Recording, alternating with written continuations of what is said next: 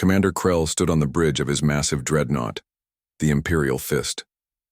His scaled hands were clasped behind his back as he studied the holographic display of the Earth solar system. The Draconian officer had conquered over 100 worlds in his long career. This would be just one more. Pitiful defenses, Krell said to his second-in-command. Earth has positioned conventional warships in orbit and some basic defense platforms, exactly as our intelligence reported. Officer Vrak bowed his head. The humans appear to have no advanced technology, Commander. This conquest will bring glory to the Empire. Krell's mandibles clicked in amusement. Pathetic. This won't even qualify as a battle. The Draconian fleet moved past the orbit of Mars, their massive engines glowing bright against the darkness of space. 200 warships, each one capable of destroying an entire city from orbit, formed a perfect attack formation. They had conquered thousands of worlds using these same tactics. Earth would be no different. Meanwhile, Captain Lisa Montgomery gave the order. All ships, phase shift now. Aboard the EDF Defiant, Lisa felt a strange sensation as the phase shift drive activated. The ship around her seemed to become slightly transparent. A soft blue glow surrounded every surface. Outside, the 50 Earth ships shimmered and partially disappeared from normal space. Phase shift successful, Captain, reported the engineering officer. 29 seconds of stability remaining. All ships forward at maximum speed, Lisa ordered. Will emerge directly in their formation. The Earth fleet, now invisible to Draconian scanners, moved straight toward the enemy Armada. They passed through the outer defensive screen as if it weren't there. The Draconians had no idea they were already surrounded. 15 seconds until phase stability ends, the engineer called out. Lisa gripped her chair tightly. Weapon systems online. Target the nearest capital ships. Prepare to return to normal space on my mark. On the Imperial Fist, Commander Krell was growing bored. Begin the attack sequence. Target their orbital platforms first. Suddenly, his tactical officer shouted in alarm. Commander, energy spikes all around us. 3, 2, 1. Mark, Lisa shouted. Return to normal space, all ships fire. The Earth vessels materialized throughout the Draconian formation. Before the enemy could react, quantum torpedoes launched from all 50 ships. These special weapons were designed to track targets through dimensional barriers and could not be stopped by conventional shields. Explosions erupted across the Draconian fleet. 3 cruisers near the Defiant burst into flames as torpedoes struck their engine sections. The surprise was complete. What is happening? Krell roared as his ship shook from a nearby explosion. Where did these ships come from? Unknown, Commander, his sensor officer replied in panic. They appeared from nowhere. Our scanners still cannot properly detect them. Lisa watched with satisfaction as the first wave of attacks hit home. All ships, prepare to phase shift again. Remember, 30 seconds maximum. The Earth fleet shifted phases once more just as the Draconians began to return fire. Their weapons passed harmlessly through the now partially dimensional Earth ships. We'll make another attack run, Lisa commanded. Different targets this time. Focus on their support vessels. For the next 10 minutes, the battle continued in this pattern. The Earth ships would phase shift, move into position, return to normal space to attack, then phase shift again before the Draconians could effectively target them. It was unlike any battle tactic the Empire had ever faced. Commander Krell's face darkened with rage as he watched ship after ship in his fleet take damage. How are they doing this? What technology is this? It appears to be some form of dimensional shifting, Commander, Officer Vrak said, reviewing sensor data. But there's a pattern. They can only maintain this state for short periods. Krell studied the battle displays. You're right. They stay visible for at least 15 seconds each time. Target those areas where they last appeared. Saturate those. Zones with fire when they return. The Draconians adjusted their tactics, creating zones of continuous fire where they predicted the Earth ships would reappear. It was a smart counter-strategy. On the Defiant, Lisa received reports of the Draconian adaptation. They're learning, she said grimly. 2 of our ships have taken hits. Lieutenant Frank Collins, her tactical officer, looked up from his station. "Captain, I'm noticing strain patterns in our phase shift drive. The repeated shifts are causing system stress." Lisa frowned. Dr. Fisher had warned them about this possibility. The technology was still experimental, and they were pushing it to its limits. "We need to end this quickly," she decided. "All ships, form attack pattern Delta. We'll focus everything on their command ship." The Earth fleet regrouped and shifted once more, this time all appearing directly around the Imperial Fist. 20 quantum torpedoes struck the massive dreadnought simultaneously. Explosions bloomed across its hull. On the bridge of the Imperial Fist, systems failed and fires broke out. Commander Krell stumbled as the ship lurched beneath him. "Shields failing. Hull breaches on multiple decks," an officer reported. For the first time in his career, Krell felt fear. His mandibles trembled as he realized he might not survive this encounter. How? How is this primitive species defeating us? Meanwhile, 2 Earth ships exploded as their phase shift drives overloaded. The repeated shifting had pushed the experimental technology too far, but the sacrifice was not in vain. The Draconian fleet was in disarray, with nearly 30 ships destroyed and many more damaged. "Commander," Officer Vrak said quietly, "perhaps we should consider a tactical retreat. We were not prepared for this technology." Krell wanted to refuse, but he knew continuing would mean the destruction of his entire fleet. For the first time in 3 centuries, a Draconian battle group would have to retreat. "Order all ships to fall back," he said through clenched teeth. "We will regroup at the edge of this system." As the Draconian fleet began to pull away, a cheer went up on the bridge of the Defiant. Lisa allowed herself a small smile, but she knew this was just the beginning. "They'll be back," she said. "And next time, they'll be ready for our phase-shifting technology." Her communications officer looked up. "Captain, incoming transmission from Earth. It's Admiral Reeves." The Admiral's face appeared on screen. "Captain, Montgomery, outstanding work. You've bought us precious time. Return to Earth for repairs and debriefing." Lisa nodded. "Yes, sir, but the Draconians are retreating, not defeated. They'll report everything they've learned about our technology." "I know," Admiral Reeves said. "Dr. Fisher is already working on improvements. This was just the first battle in what will be a long war. But for the first time, the Draconian Empire knows humans aren't to be taken lightly." As the Earth fleet headed home, news of their victory spread rapidly. For the first time in generations, someone had successfully stood up to the Draconian Empire, and it was humans. A species the Empire had dismissed as primitive and weak. Who had done it? Commander Elizabeth Warren stood tall despite her nervousness. The massive holographic display before her showed the alien ruler's face. Emperor Zorax of the Draconian Empire looked down at her with 6 yellow eyes.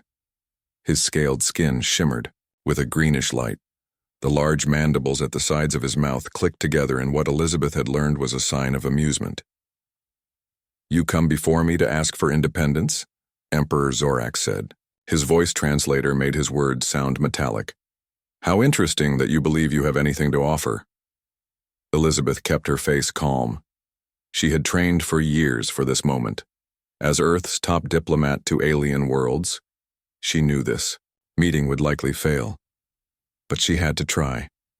"The people of Earth wish to remain free," she said. "We offer trade and friendship instead of war."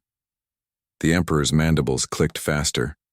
"Your primitive world has nothing to offer the Empire. Your ships are detectable from light years away. Your weapons are centuries behind our technology. We will begin integration of your solar system within 1 standard rotation." The hologram disappeared. Elizabeth's shoulders dropped as she turned to her team. "Well, that went about as expected," she said. Her assistant, Peter Kim, handed her a secure tablet. "Admiral Reeves is waiting for your report." Elizabeth nodded. The real plan was already in motion. The diplomatic mission had been a distraction all along. Across the solar system, deep inside Earth's Cheyenne Mountain complex, Admiral John Reeves watched the feed of the failed diplomatic mission. Around the large meeting table sat 12 men and women, Earth's top military leaders and scientists. None of them seemed surprised by the Emperor's response. "How much time do we have?" Admiral Reeves asked. General Susan Baker checked her display. "Their fleet will reach our outer defense line in 18 hours. Reeves turned to a thin woman with short gray hair sitting at the far end of the table. "Dr. Fisher, please tell me. Project Phantom is ready." Dr. Samantha Fisher stood up. She had dark circles under her eyes from working non-stop for the past 3 weeks. She touched a control pad, and a 3D model of a spacecraft appeared above the table. "Project Phantom has reached 96% operational capacity," she said. "The phase-shifting technology works. We've successfully tested it on the prototype vessel and 50 production ships." On the display, the model ship seemed to flicker and become transparent before returning to normal. "For those who haven't been briefed," Dr. Fisher continued, "phase shifting allows our ships to partially exist in an alternate dimension. While shifted, they're invisible to normal sensors and can pass through solid matter." A younger officer raised his hand. "Like ghosts?" "That's a simple way to put it, yes," Dr. Fisher said with a small smile. "Like technological ghosts." Admiral Reeves leaned forward. "What's the catch?" "There's always a catch." Dr. Fisher's smile disappeared. "The technology is unstable beyond short durations. At current levels, ships can only remain phase-shifted for 30 seconds before their systems begin to fail. After 45 seconds, the reactor containment becomes compromised." "Meaning?" "They explode?" General Baker asked. "In spectacular fashion," Dr. Fisher confirmed. Admiral Reeves stood and walked to the large window overlooking the underground hangar. Below, engineers worked on sleek ships with unusual blue glowing lines along their hulls. "The phase shift drives. 30 seconds might be enough," he said. "If we use the element of surprise effectively." He turned back to the group. "The Draconians think we're defenseless. They expect us to surrender. They don't know about Project Phantom. We've kept it completely hidden from their spies. We're not ready for full deployment," Dr. Fisher warned. "The technology is unstable beyond those short durations I mentioned." Admiral Reeves looked grimly at the countdown timer showing the Draconian Armada's approach. "Ready or not, it's time to show the galaxy what humans can do when backed into a corner." The next 12 hours passed in a blur of activity. All across Earth, civilians were moved to underground shelters. The public military forces, the ones the Draconians knew about, took defensive positions around the planet. Meanwhile, the real defense, the phase shift fleet, moved silently to their staging positions near Mars. Captain Lisa Montgomery sat in the command chair of the EDF Defiant, the first ship fully equipped with a phase-shifting drive. The bridge was quiet as her crew performed final checks. Through the view screen, she could see dozens of similar vessels floating nearby, all running dark to avoid detection. "All systems check complete, Captain," said her first officer, Commander Paul Rodriguez. "Phase shift drive is at full capacity." Lisa nodded. "Open fleet communication channel." When the channel opened, she addressed the 50 ships under her command. "This is Captain Montgomery. In 6 hours we will face an enemy that believes victory is certain. They see us as primitive and weak. They expect us to fall easily." She paused, looking at the determined faces of her bridge crew. "But they don't know what humans can achieve when threatened. They don't know about our resolve, our creativity, or our willingness to risk everything for freedom. And most importantly, they don't know about our new technology." The sensor officer interrupted. "Captain, Draconian fleet detected entering the solar system. Massive energy signatures consistent with at least 200 warships." On the main screen, Lisa watched as the Draconian invasion fleet emerged from hyperspace at the edge of the solar system. Their ships were enormous. The smallest equaled 10 Earth vessels in size. At the center of their formation flew a massive dreadnought, likely carrying Commander Krell, known throughout the galaxy as a merciless conqueror. "They're scanning our system," the sensor officer reported. "They've detected our conventional defense platforms and the decoy fleet in Earth orbit." Lisa took a deep breath. "All ships, prepare to shift on my mark. Remember your training. 30 seconds maximum in phase state before systems destabilize." We'll strike hard and fast, then retreat to regroup. She looked at the enemy fleet one more time. They had no idea what was coming. Humanity won't fall today, she said firmly. Phase shift drives online. Prepare to make history. As the Draconian fleet moved confidently toward Earth, they had no idea that the real battle was about to begin. A battle that would change the balance of power in the galaxy forever. Emperor Zorax smashed his fist against the arm of his throne. The ornate metal dented under the force of the blow. Palace guards stood perfectly still, pretending not to notice their ruler's rage. Impossible, Zorax roared. These humans were assessed as a primitive species. The royal chamber on Dracos Prime fell silent except for the Emperor's heavy breathing. Before him knelt Commander Krell, his once proud posture now hunched in shame. Behind Krell stood the members of the Imperial Council, their expressions carefully neutral. Explain again how your fleet was defeated by a species that has barely left its own solar system, the Emperor demanded. Krell kept his eyes on the polished floor. They have developed some kind of dimensional phasing technology, Your Highness. Their ships could appear and disappear at will. Our weapons passed through them when they were in this state. And you had no counter for this? We began to predict their patterns, but Krell hesitated. The technology appears to be unstable. They can only maintain this phase state for short periods. But it was enough. Emperor Zorax turned to a tall, slender Draconian standing off to the side. Unlike the others in their military dress, this one wore simple gray robes. His scales were pale with age. Grand Admiral Vex, what are your thoughts on this embarrassment? The old Draconian stepped forward. Despite his age, his movements were graceful and precise. Grand Admiral Vex had been the Empire's greatest military mind for over a century. I have reviewed the battle recordings, Your Highness, Vex said in a calm voice. The humans have indeed created remarkable technology. But note the patterns. They can only maintain this state briefly. There are exploitable weaknesses here. Emperor Zorax leaned forward. Explain. Their ships can only remain phased for approximately 30 seconds. Then they must return to normal space for at least 15 seconds before phasing again. During those 15 seconds, they are vulnerable. Vex's mandibles clicked softly. Additionally, their technology appears to degrade with repeated use. 2 of their ships self-destructed during the battle. The Emperor's eyes narrowed.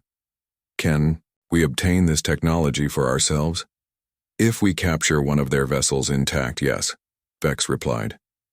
It would give the Empire a significant advantage against the outer systems that have been resisting our rule. Zorax stood from his throne. At his full height, he towered over everyone in the room. Grand Admiral Vex, I am placing you in command of the Imperial First Fleet. You will return to Earth with 3 times the force that Krell commanded. You will obliterate their civilization, but secure their phase-shifting technology for the Empire. Vex bowed deeply. It will be done, Your Highness. Meanwhile, on Earth, celebration of the victory had been brief. In the underground research facility beneath Cheyenne Mountain, Dr. Samantha Fisher worked frantically with her team. Holographic displays showed complicated equations and technical diagrams of the phase shift drive. We need to extend the safe phase duration, she told her engineers. 30 seconds isn't enough for a sustained battle. Admiral Reeves entered the lab with Captain Montgomery. Both looked tired, but determined. How's progress, Doctor? Reeves asked. Dr. Fisher rubbed her eyes. Slow. The phase shift drive creates quantum instabilities. The longer a ship stays phased, the more these instabilities grow. Eventually, they collapse the containment field. And boom, Lisa Montgomery added grimly. Exactly, Dr. Fisher nodded. We lost 2 ships in the battle because their drives couldn't handle the repeated phase shifts. Admiral Reeves studied the technical displays. How long until the Draconians return? Our long-range sensors detected communications going to and from their homeworld, Lisa said. Best estimate is 2 weeks before they come back. And they'll bring a bigger fleet. Dr. Fisher shook her head. 2 weeks isn't enough time to completely redesign the drive. The room fell silent. Then a young officer stepped forward from behind Captain Montgomery. Lieutenant Commander Alex Garcia was the lead pilot of the smaller, phase-capable fighter craft. During the battle, his squadron had performed exceptionally well. "What if we don't need longer phase times?" he suggested. "What if we coordinate our shifts instead?" Dr. Fisher looked confused. "What do you mean?" "Teams of ships alternating phase states," Alex explained. He moved to a display table and activated it, showing a simulation of ships in battle. "Look, if we organize our fleet into pairs, one ship can be in phase while the other is in normal space. When the first ship needs to return to normal space, the second ship phases. They protect each other, creating a continuous offensive capability." Admiral Reeves watched the simulation with growing interest. "Like a boxing combination. 1-2, 1-2. "Exactly, sir," Alex nodded. "And if we coordinate larger groups, we can create continuous attack patterns that the Draconians can't predict." Dr. Fisher considered the idea. "That might work. Instead of trying to extend phase duration, we focus on coordinating the shifts between multiple ships." "Can you implement this strategy in 2 weeks?" Admiral Reeves asked. "Yes," Dr. Fisher said, with new determination. "And I think we can also modify the fighters for better performance. Their smaller size means less quantum instability." Admiral Reeves nodded. "Make it happen. I want every available ship fitted with phase shift technology before the Draconians return." He turned to Captain Montgomery. "Lisa, you'll coordinate the fleet training. Every pilot needs to understand this new strategy." "Yes, sir," Lisa replied. As they left the lab, Admiral Reeves pulled Lieutenant Commander Garcia aside. "That was good thinking, son. Where did you learn to think like that?" Alex smiled slightly.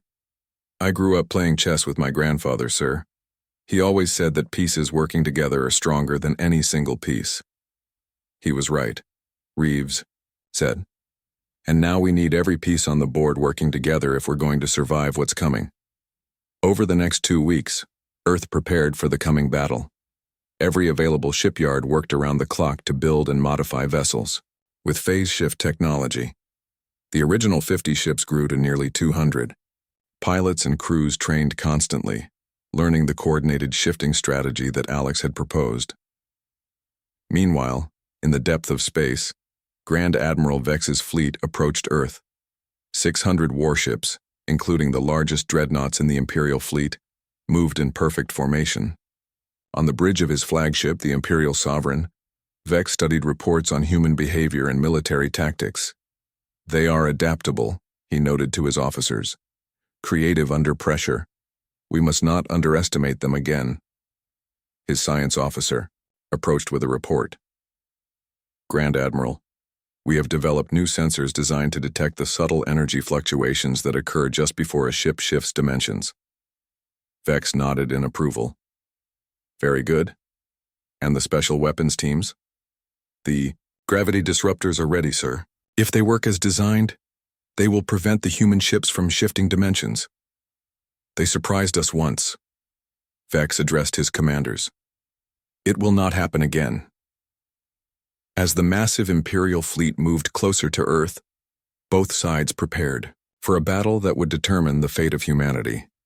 But neither side fully understood what was about to unfold. The Earth fleet gathered in the orbit of Jupiter.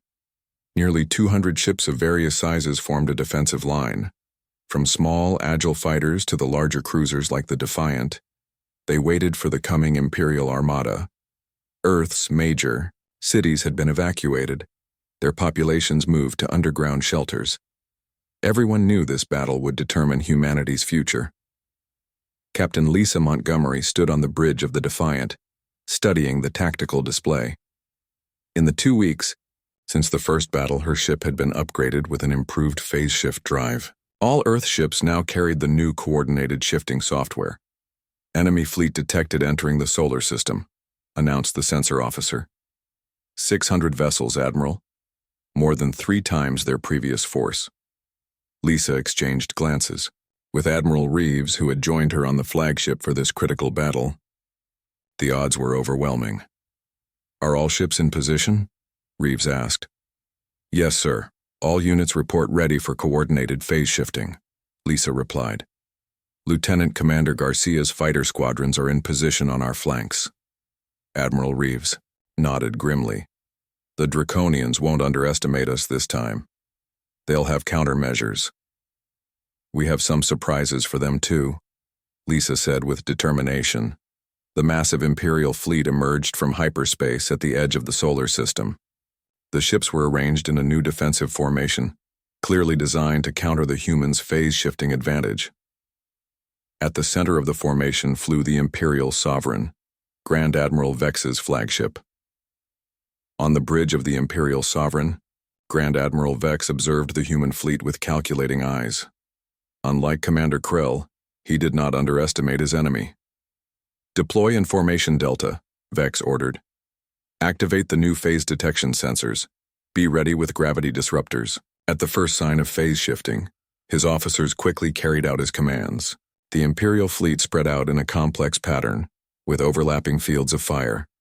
No matter where the human ships appeared, they would face immediate counterattack. They surprised us once, Vex reminded his commanders. It will not happen again. As the two fleets drew closer, Admiral Reeves gave the order. Begin the attack. Implementation of Garcia maneuver. All units. The Earth fleet broke into coordinated groups of 4 ships each. The first ship in each group activated its phase shift drive and disappeared from normal space. Then, following the carefully choreographed plan, the second ship in each group shifted 15 seconds later. This continued in a precise pattern, creating a continuous offensive capability while allowing each ship time to recover between shifts. The draconian sensors detected the energy fluctuations just before the first ships phased. Phase shift detected. Multiple targets, called out an Imperial officer. Deploy gravity disruptors, Vex ordered calmly. Large devices detached from several Imperial ships, activating powerful gravity fields designed to prevent dimensional shifting. But the humans had expected this. The first wave of Earth ships materialized briefly, fired their weapons at the gravity disruptors, then phased out again before taking significant damage. On the Defiant, Lisa watched the tactical display with intense focus. First wave successful. Gravity disruptors damaged. Second wave, engage, Admiral Reeves commanded. The battle quickly grew chaotic. Earth ships phased in and out in their coordinated pattern, making it impossible for draconian targeting systems to maintain locks. When one Earth ship returned to normal space, its partners would already be phased and attacking from another angle. Their coordination is impressive, Vex admitted as he watched the battle unfold. His carefully planned formation was beginning to break apart under the unpredictable attacks. Lieutenant Commander Alex Garcia led a wing of phase-shifting fighters that darted between the massive Imperial capital ships. Their small size and incredible speed made them difficult targets, even when they were in normal space. All fighters target their weapon systems, Alex commanded his squadron. Remember your training, 15 seconds normal, 30 seconds phased. The fighters weaved through the Imperial formation, planting compact but powerful dimensional charges on key enemy vessels. These special explosives were designed to create localized rifts in space when detonated. On the Imperial Sovereign, alarms sounded as sensors detected the charges. Small craft have attached unknown devices to our ships, an officer reported urgently. Vex's eyes widened in realization. Order all affected ships to move away from the formation. Now. But his order came too late. The dimensional charges detonated simultaneously, creating swirling tears in the fabric of space-time. Several Imperial capital ships were caught in these rifts, their structures stretched and torn apart by the conflicting gravitational forces. What kind of weapon is this? Vex demanded as he watched a dreadnought collapse in on itself, crushed by dimensional forces. Meanwhile, the Earth fleet continued its coordinated assault. The Defiant phased in directly above an Imperial cruiser, fired its quantum torpedoes, then phased out again as another Earth ship appeared to continue the attack. Their strategy is working, Lisa reported to Admiral Reeves. We've destroyed 30 Imperial vessels with minimal losses of our own. But the battle was far from over. The Draconians, realizing their gravity disruptors were ineffective, changed tactics. They began firing massive energy webs that covered wide areas of space. When Earth ships phased back to normal space, they sometimes materialized inside these energy webs. 3 ships lost in Sector 4, the tactical officer announced. The Imperials are adapting to our patterns. Admiral Reeves considered the situation. Implement secondary pattern, groups of 2 instead of 4, randomize the timing. The Earth fleet quickly adjusted, breaking into smaller groups with less predictable phasing patterns. This forced the Draconians to spread their energy webs thinner, making them less effective. For hours, the battle raged across the orbit of Jupiter. Both sides took losses, but the Imperial fleet suffered far more damage than expected. Grand Admiral Vex watched with growing concern as his numerical advantage slowly eroded. "We've lost 20% of our fleet," his second-in-command reported. "The humans continue to adapt faster than we can counter them." Vex had never retreated in his long military career. The thought was almost physically painful, but as he watched another Imperial capital ship torn apart by dimensional charges, he made his decision. "Order a strategic withdrawal," he said quietly. "We will regroup at the edge of this system and request reinforcements." As the Imperial fleet began to pull back, a cheer erupted on the bridge of the Defiant. Earth had won its second victory against the seemingly invincible Draconian Empire. "They're retreating," Lisa said in amazement. Admiral Reeves nodded. "Not defeated, just regrouping. But this is significant. Grand Admiral Vex has never ordered a retreat before. We've done what no other species has accomplished in centuries." As the Earth fleet regrouped and assessed their damage, Lieutenant Commander Garcia's fighters returned from their final attack run. "The dimensional charges worked perfectly," Alex reported as he joined Lisa and Admiral Reeves on the bridge. "But the Draconians will develop countermeasures before they return." "And they will return," Admiral Reeves agreed. "But now we know something important." "What's that, sir?" Lisa asked. "We know they can be beaten," the Admiral replied. "And that knowledge is spreading across the galaxy as we speak." Emperor Zorak sat motionless on his throne. The Imperial Palace on Dracos Prime was unusually quiet. No one dared speak as the Emperor listened to Grand Admiral Vex's report of the second defeat at Earth. "2 retreats," Emperor Zorax finally said. His voice was dangerously soft. "In the 10,000-year history of our empire, no fleet has ever retreated twice from the same enemy." Grand Admiral Vex stood tall despite the implicit threat in the Emperor's words. "The humans have proven more resourceful than any species. We have encountered, Your Highness. Their phase-shifting technology has improved since our first encounter." The Emperor's 6 eyes narrowed. "You recommend another attack? With our entire fleet, perhaps?" Before Vex could answer, the door to the throne room opened. The Minister of Intelligence entered and bowed deeply. "Forgive the interruption, Your Highness," the minister said, "but I bring urgent news that cannot wait." Emperor Zorax waved a clawed hand. "Speak." The minister stepped forward, holding a data tablet. "The humans have shared their phase-shifting technology with their allies in the Orion sector. The Centauri, the Procyans, and the Altair Confederation all now possess this capability." Zorax stood suddenly, his massive frame towering over everyone. "Impossible. The development of such technology would take years. It appears the humans provided the complete plans," the minister explained. "Our sources indicate they transmitted the designs immediately after the first battle. Rebellions have broken out in 17 Imperial systems. Our forces are suddenly stretched thin." The throne room erupted in angry shouts as Imperial advisors argued over this development. Emperor Zorax raised a hand for silence. "How many systems are at risk of rebellion?" he asked. The Minister of Intelligence looked down at his tablet. "At current projection, 43 systems show signs of organized resistance. Many were already close to rebellion. The news of Earth's victories has given them hope." For the first time in centuries, Emperor Zorax felt uncertainty. His empire had grown through fear and overwhelming force. No one had dared resist because resistance had always been futile. Until now.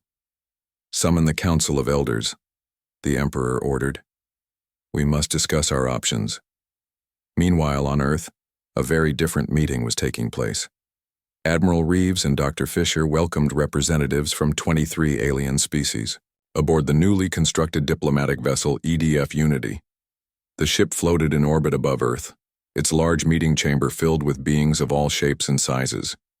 2 months ago, we stood alone against the Draconian Empire. Admiral Reeves addressed the gathering. Today we stand with allies from across the galaxy. A tall, blue-skinned Centauri stepped forward. The phase-shifting technology you shared has changed everything. For centuries, the Empire told us resistance was pointless. You have proven otherwise. Dr. Fisher smiled.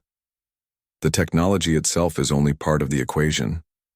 It was human creativity and tactics that truly made the difference. And our willingness to share, Admiral Reeves added. The Empire grew powerful by keeping advanced technology to themselves. We chose a different path. The representatives nodded in agreement.